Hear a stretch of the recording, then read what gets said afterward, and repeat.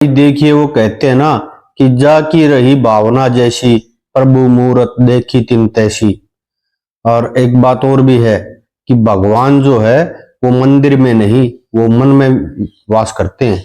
क्योंकि मंदिर में इंसान की चलती है और मन में भगवान की चलती है। तो इसी बात पर आधारित है आज एक छोटी सी कथा सुनाते हैं आप लोगों को। अगर पसंद आए तो लाइक करना, शेयर करना और चैनल को कर देना सब्सक्राइब।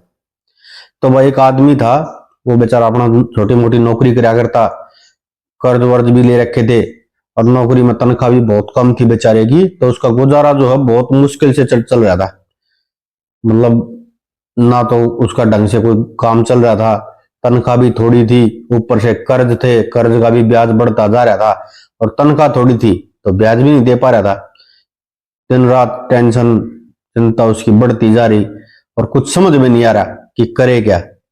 और ऊपर से वो भगवान को भी नहीं मानता था, नास्तिक था, पूजा पाठ नहीं करता था। तो वो अपनी जिंदगी से बहुत ज्यादा परेशान हो गया। एक दिन अपने यार दोस्तों से बात की उसने कि भाई मेरे को क्या करना चाहिए जिससे मेरी जिंदगी में बदलाव आए, जिससे मैं भी ठीक ठाक जिंदगी जी सकूं। तो उसके किसी दोस्त ने कहा भाई देख तू बुरा मत मानना, लेकिन तू भगवान को नहीं मानता, पूजा पाठ नहीं करता, तो एक काम कर भगवान श्री कृष्ण की पूजा करने लग जा, उनकी भक्ति किया कर। तो उसने कहा चल ठीक है देख लेते हैं। घर पर आकर उसने विचार किया कि भाई चलो जिंदगी तो जैसी चल रही है वो चल रही है, पूजा पाठ करने में हमारा क्या जाता है, तो पूजा पाठ हमें कर लेनी चाहिए, शायद देख लेते हैं क्या पता कोई परिवर्तन आ ही जाए लाइफ में। तो वो बाजार गया, बाजार से भगवान श्री कृष्ण की एक बहुत सुंदर सी मूर्ति लेके आया और घर पर ले आकर अपना बढ़िया विधिवत तरीके से मूर्ति की स्थापना की, मंदिर बनाया और पूजा पाठ करने लग गया। 2-3 साल हो गए लेकिन जिंदगी में कोई परिवर्तन नहीं। दोनों टाइम पूजा पाठ करता लेकिन परिवर्तन उसकी जिंदगी में कुछ आया नहीं। बहुत परेशान हो गया फिर से कि भाई कोई परिवर्तन तो आया नहीं, 3 साल हो गए मेरे को पूजा पाठ करते हुए। दोस्त ने कहा था भगवान श्री कृष्ण की पूजा कर, परिवर्तन आएगा। लेकिन अब मैं क्या करूं। वो फिर से अपने यार दोस्तों से बात की। फिर उसके किसी यार दोस्त ने सलाह दे दी कि भाई तू एक काम कर, ये जो कृष्ण भगवान इसकी पूजा करना बंद कर, काली माँ की पूजा किया कर। अब उसने सोचा चलो दूसरे दोस्त की बात भी मान के देख लेता हूँ। वो बाजार गया और काली माँ की एक मूर्ति लेके आया और भगवान श्री कृष्ण की जो मूर्ति थी उसको मंदिर के ऊपर एक छोटी सी अलमारी थी, उस अलमारी में रख दिया और अपना काली माँ की जो पूजा पाठ करने लग गया। अब 2 साल हो गए लेकिन जीवन में फिर भी कोई परिवर्तन नहीं आ रहा, जीवन वैसे ही चल रहा, कर्ज जो बढ़ता जा रहा, तनख्वाह बहुत कम, नौकरी में भी कोई तरक्की उसकी हो नहीं रही। निराश हो गया कि भैया अब क्या करूं। कृष्ण भगवान की पूजा करके देख ली, काली माँ की भी पूजा करके देख ली, लेकिन जीवन में तो कोई परिवर्तन आया नहीं। अब क्या करना चाहिए, ऐसे विचार में बैठा था। फिर उसने सोचा कि भाई जो मैं ये धूप बत्ती वगैरह लगाता हूँ काली माँ के सामने, हो सकता है कहीं इसका जो धुआं है वो कृष्ण भगवान तक जाता हो और उनको परेशान करता हो, इसलिए मेरे जीवन में परिवर्तन नहीं आ रहा हो। मैं एक काम करता हूँ, कृष्ण भगवान के जो है ना मुंह को बांध देता हूँ, उनको धुआं परेशान नहीं करेगा। अब जैसे उसने धूप बत्ती लगाई और फिर उसके दिमाग में ये बात आई कि हाँ कृष्ण भगवान के मुंह को बांध देता हूँ कपड़े से और उनको ये धुआं परेशान नहीं करेगा, क्या पता जीवन में परिवर्तन हो जाए। उन्होंने बच्चों को आवाज दी और एक कपड़ा मंगाया और जैसे ही कपड़ा कृष्ण भगवान की मूर्ति को बांधने लग गया तो भगवान प्रकट हो गए। भगवान ने उसका हाथ पकड़ लिया। अब जैसे ही भगवान ने हाथ पकड़ा तो वो घबरा गया कि भगवान जी क्या आप प्रकट हो गए, और मैंने 3 साल आपकी पूजा आराधना की तब आप प्रकट नहीं हुए, अब अचानक से कैसे प्रकट हो गए आप।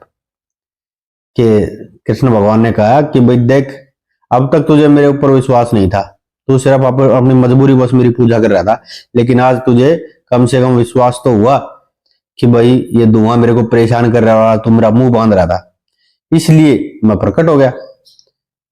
क्योंकि मैं विश्वास में हूं, ना कि इस धूप बत्ती में और दिया लगाने में मैं हूं निस्वार्थ भक्ति में, विश्वास में। आज तूने विश्वास किया तो मेरे को आना पड़ा और अब मैं आ गया तो सब कुछ तेरी जिंदगी ठीक हो जाएगा। उसके बाद उसकी नौकरी में भी तरक्की हुई, उसका कर्ज भी उतरा और उसका जीवन अच्छे से चलने लग गया। और दिन रात उसकी जो आस्था दिन पे दिन बढ़ती चलेगी कृष्ण भगवान में, क्योंकि कृष्ण भगवान ने उसको साक्षात दर्शन दिए थे। तो भाई देखिए भगवान जो है वो विश्वास में है, धूप बत्ती में नहीं है। ठीक है, मन में तो विश्वास है नहीं और करो आप धूप बत्ती घंटियां बजाओ दिन रात तो उसे कोई फायदा नहीं है। इसलिए कहा कि भगवान जो है वो मन में वास करते ना कि मंदिर में। ठीक है, मंदिर में इंसान की चलती है और मन में भगवान की चलती है। तो ये थी छोटी सी कहानी। अगर पसंद आई हो तो लाइक करना, शेयर करना और चैनल को कर देना सब्सक्राइब। तो भाई न्यूए कई आदमी आएगा ना अग डोंगी, वो न्यूए एक गांव में भाई काल पड़ गया। काल पड़ गया था भाई, गांव के ना सब कुछ करके देख लिया पर राम वर्षा नहीं। दुखी हो लिए गांव के, कति गांव की भूखे मर की नौबत आएगी। किसी ने कई बार फलाने गांव में एक पंडित जी है और बहु राम बरसवा देगा।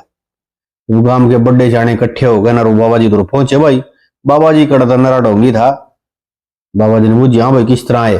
बोला महाराज काल पड़ गया, कति भूखे मर की नौबत आ रही है, तू राम बरसवा दे। हमने सुनी तू बरसवा दे है।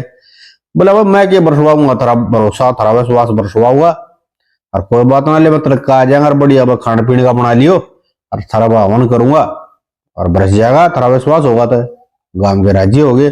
गांव के अंदर भाई अच्छा खीर हलवा चूरमा बाबा खातर बना दिया। बाबा आ गया भाई, कई दिन का भूखा मरा था।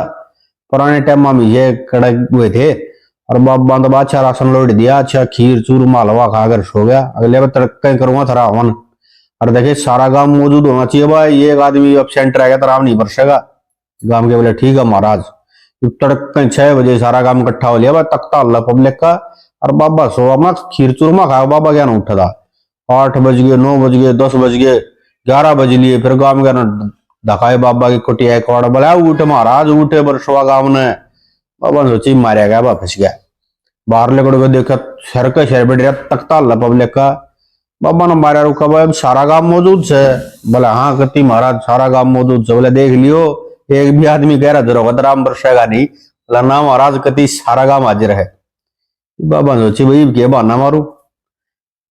बोला भाई ठीक से ले हवन करांगे पर न्यू बताओ छतरी ले रहे हो? गांव के बोले ना महाराज छतरी तो ना ले। महाराज ने बोला फिर एक बात बताओ, ससुर तुमने भरोसा है कोने छतरी ना ले राम पूछड़ बरसेगा। वो एक और भाई नहीं है, गांव में चोरी होगी और वह चोरी होगी तो सारा काम इकट्ठा हो रहा। किसी ने कह दिया फलाने गांव में एक शाना हो पूजा पाड़ा है और उधर चले जाओ। गांव के 5-7 बड़े शाने इकट्ठे हो गए और करके टम्पू वह पहुंच गए शाने दूर। एक शाना के पूछड़ जाना था। ने बोला भाई बात सुन लो, चोर भी गांव में है और चोरी का वाला भी गांव में है। बुढ़िया के गांव में बुझी बोले हाँ तब क्या बताया? बोला भाई न्यू कही चोर भी गांव में चोरी का माड़ा भी की का नाम लिया। और भाई सारा गांव इकट्ठा हो रहा है, सू और गांव में एक बाबा जी रहा था। बाबा जी तो बात पहुंची। बाबा जी बोले अरे क्या बात है, क्यों कोई गांव इकट्ठा हो रहा है? 5-4 जने बैठे थे। बोला महाराज गांव के इकट्ठा रहा, गांव में चोरी हो रही है। और शाने ने न्यू को ये चोरी भी गांव में ही है और चोरी का माड़ा भी की का नाम लिया। बाबा बोले फिर याद है मना बात हो तो मैं ना फैसला कर दूंगा। बोला महाराज कर दिया तू? बोला हाँ कर क्यों ना दूंगा, न्यू करो भीतर पटारा रहेगा ना ठाले वो पटारे ठाले पटारे में नाग। और बाबा ने लिया नाग गली में गिर दी। और ने बोला भाई एक काम करो सारा गांव में एक और खड़े हो जाओ और एक के करके नाग के ऊपर कूदो, जो चोर है वो लड़ेगी। ये डरते डरते आओ एक के करके नाग के ऊपर कूद जा, दूसरी ओर खड़े हो जा। आओ और नाग के ऊपर कूद और दूसरी ओर खड़े हो जा। तकरीबन सारा काम कूद गया, एक जना रह गया। तो गांव के बोले कूद, वो थोड़ी दूर तो चल लिया और फिर उल्टा बाज लिया। गांव के बोले कूदा ना क्या बात से किस जाएगा? बोला ना भाई मैं नहीं कूद दूंगा। क्यों क्यों ना कूदेगा? ने बोला भाई यार सारे गांव ने छड़ा रखी मेरे तो लड़ाई लड़े।